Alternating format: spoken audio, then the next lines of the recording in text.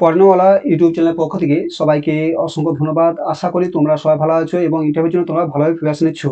আজকে আমরা আলোচনা করব প্রাইমারি ইন্টারভিউ সংক্রান্ত কিছু প্রশ্নাবলী যেগুলো তোমাদের কোশ্চেন ধরতে পারে, ঠিক আছে, বা আসতে পারে। ঠিক আছে, তাহলে শুরু করা যাক। পড়নেওয়ালা just believe in yourself, নিজের উপর বিশ্বাস রাখো। ঠিক আছে, কি বলছে, চলো শুরু করা যাক। প্রথম কোশ্চেন, শ্রেণীকক্ষে, তা বলে দিই, যারা এখনো পিডিএফটা নাওনি তো অবশ্যই যদি পিডিএফ চাও তোমরা এই কিউআর কোডে তোমাদেরকে স্ক্যান করে হোয়াটসঅ্যাপে 100 টাকার মতো এই পে করে তোমরা পুরো পিডিএফটা পেয়ে যাবে। তোমাদের মধ্যে 40 থেকে 45টা পিডিএফ হবে, সেখানে তোমরা পুরো পিডিএফগুলো পেয়ে যাবে। ঠিক আছে, আর যদি তোমরা অনলাইনে ইউটিউব থেকে ক্লাস করতে হবে তাহলে অবশ্যই ক্লাস করতে পারো। তোমাদের পুরো ফ্রি রাখছে এই কারণে যারা পারবে, যাদের সবাই যাতে তোমরা ইন্টারভিউটা পেয়ে যাও। ঠিক আছে, প্রথমে কি আছে দেখো কোশ্চেন, শ্রেণীকক্ষে কিভাবে নিয়ম শৃঙ্খলা বজায় রাখবেন। শ্রেণীকক্ষে শৃঙ্খলা বজায় রাখার জন্য প্রথমে আমি নির্দিষ্ট নিয়ম রুটিন তৈরি করব। শিক্ষার্থীদের সঙ্গে স্পষ্টভাবে নিয়মগুলো ভাগাভাগি করব, যেন তারা বুঝতে পারে কোন আচরণ গ্রহণযোগ্য এবং কোনটি নয়। তাহলে কি, তাদের সঙ্গে আমি নির্দিষ্ট নিয়ম ও রুটিন তৈরি করব এবং শিক্ষার্থীর সঙ্গে স্পষ্টভাবে নিয়মগুলি ভাগাভাগি করবো। ঠিক আছে, এবার শৃঙ্খলা বজায় করবো, নাহলে কি তোমার কোনো ক্লাসে কোনো নিয়ম শৃঙ্খলা না থাকে তাহলে ক্লাসটা বিশৃঙ্খলা হয়ে যাবে। ঠিক আছে, এই জন্য নির্দিষ্ট নিয়ম শৃঙ্খলা করতে পারো, এটা একটা অ্যান্সার দিতে পারো।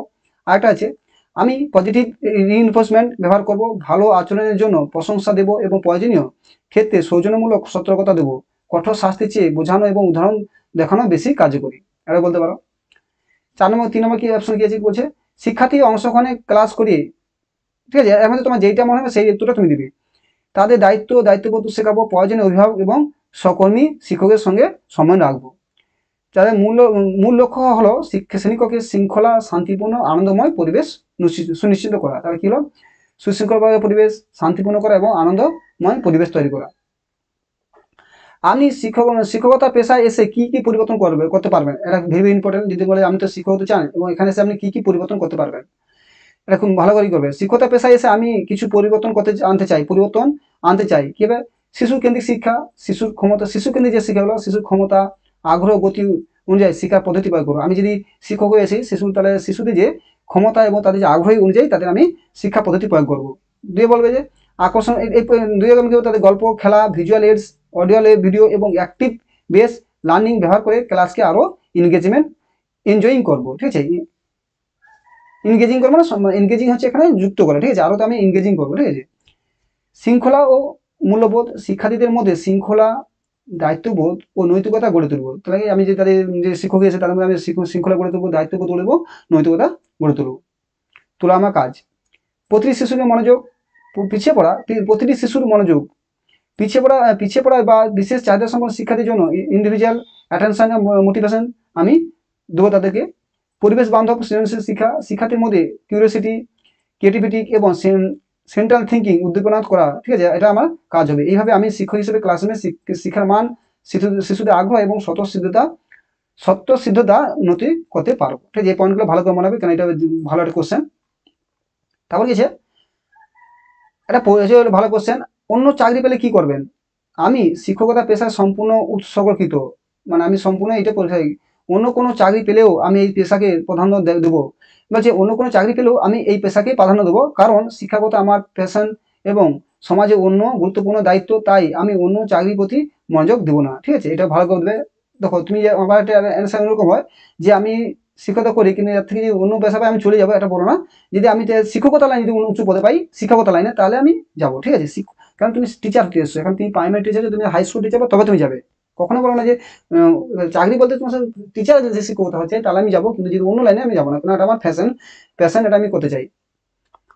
তারপর যে আপনাকে কোনো এক গ্রামে ভিতরে চাকরি দেওয়া হলো, যেখানে যাতায়াত ব্যবস্থা খুবই কঠিন, তখন আপনি কি করবেন, প্রচুর ইম্পর্টেন্ট। ধরো এটা তোমার কোনো একটা প্রত্যন্ত গ্রামে দেওয়া হলো, তুমি সেখানে যাতায়াত খুব কঠিন, আপনি কি করবেন। আমি শিক্ষক হিসেবে দায়িত্বনিষ্ঠ এবং অধ্যায়বসী, যাতায়াত কষ্টকর হলেও আমি পরিকল্পনা করে যাতায়াত করব, যেমন স্থানীয় পরিবহন ব্যবহার, যা প্রয়োজনে আগে ভাগে পৌঁছানো। ঠিক আছে, শোনো তুমি যে ইন্টারভিউ যাচ্ছ সবসময় মনে হয় তোমার ইন্টারভিউ তুমি সব জানো। ঠিক আছে, মানে এরকম মানে সব জানো না, তোমার মধ্যে অ্যাটিটিউড থাকে যে আমি যেটা আনছি তার একটা ভিত্তি একটা, মানে তুমি অ্যান্সার দিচ্ছ, তুমি ভয় কমেছো।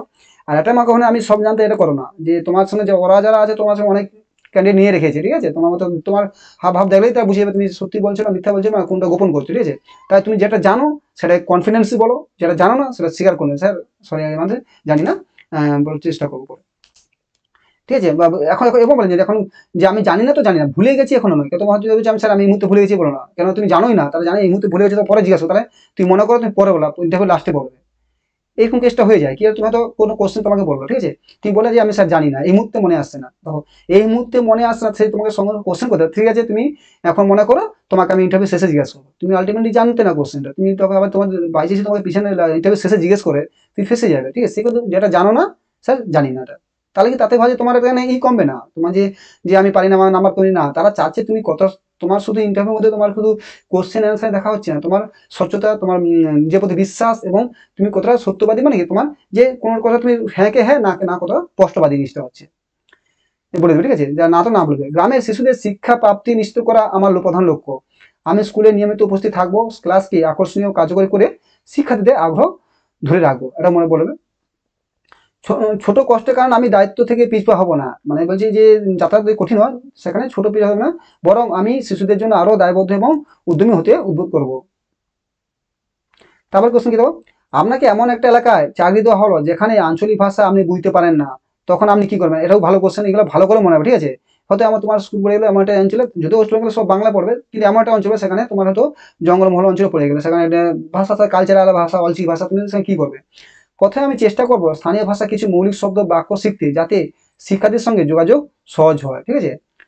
শিক্ষার জন্য ভাষা বাধা হতে পারে না, আমি ভিজুয়াল এইডস, গেস্টার, ডেমনস্ট্রেশন, চার্ট এবং অ্যাক্টিভ বেস টিচিং ব্যবহার করব, এতে শিশুরা সহজে বিষয়টি বুঝতে পারে। দেখো এই যে এখানে ট্রামগুলো আছে, ভিজুয়াল এইডস মানে কি, যেটা চোখে দেখা যায়, যেমন কি টিভি, তারপরে কোনো ক্যালেন্ডার মানে ম্যাপ, গেস্টার মানে তোমার অ্যাঙ্গেল, মানে হাতের মধ্যে সিঙ্গেল দিয়ে, মানে তুমি হাতের আঙুল দিয়ে ইঙ্গিত করি এদিকে সেদিকে করে আট ভঙ্গি দেখিয়ে, আর ডেমনস্ট্রেশন মানে তোমার জানো প্রেজেন্টেশনের মাধ্যমে, আর চার্ট মানে তোমার কোনো তোয়ালে ম্যাপ ট্যাপ টাঙিয়ে তৈরি করে, মানে এই ট্রামগুলো মনে রাখো, হয়তো তুমি মুখস্থ করেছো ট্রামগুলো, তুমি ট্রামগুলোর সময় জানোই না, তাহলে জিনিসটা নয়। এবং অ্যাক্টিভ বেস লার্নিং বা টিচিং মানে তুমি অ্যাক্টিভ বেস হাতে হাতে কাজ করা, ধরো তুমি বলে তুমি এইটা করে তুমি, তোমরা দেখেছো দেখেছো, তোমরা পৃথিবী দেখেছো, পৃথিবী তখন দেখানি কেউ, সেখান থেকে গ্লোব নিয়ে দেখে এই গ্লোবটা হচ্ছে পৃথিবীর মতো, তুমি যে গ্লোবটা দেখছো এরকম পৃথিবী আমাদের, তার মানে অ্যাক্টিভ বেস হয়ে তার একটা পৃথিবীর সম্পর্কে কনসেপ্ট তৈরি হয়ে যাবে, এটাই বলছে অ্যাক্টিভ বেস টিচিং। এছাড়া প্রয়োজনে সহকর্মী অভিভাবকদের সাহায্য নেব এবং ধীরে ধীরে স্থানীয় ভাষা শিখবো, যাতে ক্লাসে ও কমিউনিটি সম্পূর্ণভাবে মানিয়ে নিতে পারি, সে শুধু ক্লাস নয়, আশেপাশে কমিউনিটি আছে, মানুষ আছে, তাদের সঙ্গে সম্পূর্ণ মানিয়ে নিতে পারি। মূল লক্ষ্য হলো শিশুরা শিক্ষা থেকে বঞ্চিত না হয় এবং ক্লাস কার্যকরী হয়, ঠিক আছে। তারপর কোশ্চেন দেখো কি বলছে, আপনি ক্লাসে পড়াতে পড়াতে ভুল করলেন এবং শিক্ষার্থীরা আপনার ভুল ধরে ফেলছে, এমন অবস্থা আপনি কি করেন, কি প্রচুর দিন পরে কোশ্চেন, এটা এই টাইপের কোশ্চেন তোমার ইন্টারভিউ আসে দেখবে। তো কোশ্চেন, শিক্ষক ও মানুষ ভুল হওয়া স্বাভাবিক, শিক্ষক ও মানুষ সবাই ভুল হওয়া স্বাভাবিক, এমন পরিস্থিতি প্রথমে আমি শান্তভাবে স্বীকার করব, স্বীকারটা করে নাই ভালো, ঠিক করতেই হবে যে ভুল হয়েছে, যে আমি স্বীকার করে নেবো শান্তভাবে, এটা আমার ভুল হয়েছে, শিক্ষার্থীর কাছে সঠিক উত্তর প্রদান করব, ঠিক আছে, এবং সঠিক উত্তর সে প্রদান করবো। এভাবে শিক্ষার্থী দেখবো যে ভুল স্বীকার করা শিক্ষার অঙ্গ, যে এভাবে শিক্ষার্থীরা দেখবে যে যে ভুল স্বীকার করাও শিক্ষার একটা অঙ্গ, এবং এটি তাদের সত্য ও নৈতিকতা শেখায়, মানে দেখছি যে আমরা ওরা ভাবে যে স্যার মানে সবই জানে, স্যার সবই ঠিক করবে, তখন ওরা কি করে, শিক্ষার্থীর মধ্যে এই পজিটিভ থাকে যে তারা স্যারই সব ভুল করে, আমরা ভুল করতে পারি না, কেন স্যারই সব ঠিক করে আমারও ভুল করবে, তাই স্যার যদি ভুল করে তখন কি হবে, সেটা তাদের পজিটিভ ইফেক্ট আসবে, কি হবে, যে কোনো কিছু শিখতে ওদের যদি ভুলটা হয়, তখন ওরা একটা সাহস না, স্যার তো ভুল করেছে, আমরাও তো ভুল করতে পারি, মানে তাহলে শিকার একটা আগ্রহ থাকবে, যদি স্যার সবই ঠিক করেছে আমরা পাচ্ছি না, ওদের মানে কি স্যার পেরে যাচ্ছে আমি পাচ্ছি না, তার মানে এটা মানে তোমার যে শিক্ষাটা পাবে শিশুর কেন্দ্রিক শেখা, তাদের সাথে মিশে তোমাকে দেখেই তোমাকে ওরা শিখবে, শিখতে তৈরি হয়। আমি ক্লাসে পরিবেশকে শিক্ষামূলক উৎসাহবান করে রাখবো, যাতে শিশুরা ভয় পায় না এবং ভুল শিখতে ভুল থেকে শিখতে পারে, দেখছো, এটাই হচ্ছে তার উদ্দেশ্য। মূল লক্ষ্য হলো শিক্ষার্থী শেখার মান বজায় রাখা এবং বিশ্বাসযোগ্যতা দৃষ্টান্ত শিক্ষণ দেওয়া, ঠিক আছে। আপনার সহকর্মী প্রায় দেরি করে বিদ্যালয়ে প্রবেশ করে, এমন অবস্থা আপনার করণীয় কি হতে পারে, আপনার যে সহকর্মী দেরি করে বিদ্যালয়ে আসে, শান্তভাবে এবং সৌজন্যভাবে সহকর্মীর সঙ্গে কথা বলবো, আমি বোঝাবো সময় মতো উপস্থিত না থাকার, সময় মতো উপস্থিতি থাকে না কেন, সময় মতো উপস্থিতি থাকা কেন জরুরি, তাকে বোঝাবো যে তুমি কেন আসো না, এটা তোমার থাকা কেন জরুরি, বিশেষ করে শিক্ষার্থী শেখানোর জন্য, যদি সমস্যা স্থায়ী হয় তাহলে আমি প্রয়োজনীয় কর্তৃপক্ষের সঙ্গে আলোচনা করব, লক্ষ্য হবে সমস্যা সমাধান করা, না যেন কেউ শাস্তি দেওয়া হয়, না যে কেউ শাস্তি দেওয়া হয়, এভাবে সহকর্মীর সাথে প্রফেশনাল বিহেভিয়ার রাখা যাবে, বজায় রেখে বিদ্যালয়ের শৃঙ্খলা এবং শিক্ষার্থীদের স্বাস্থ্য সুরক্ষিত করা যাবে। তাহলে তুমি যদি কেউ যদি তুমি স্কুলে শিক্ষক হতে গেলে তোমার সঙ্গে কেউ যে তোমার কোনো শিক্ষকতা সেখানে কি দেরিতে আসে, তুমি তার কারণ জানতে চাইবে এবং জেনে তাকে বলবে, বুঝাবে যে না কাজে তারা কর্তৃপক্ষকে রাখবো এবং তাকে যাতে শাস্তি না দেওয়া হয় সেভাবে তার সঙ্গে ভালো ব্যবহার রেখে আমি স্কুলের সুশৃঙ্খলা বজায় রেখে পড়াশোনাকে এগিয়ে যাবো।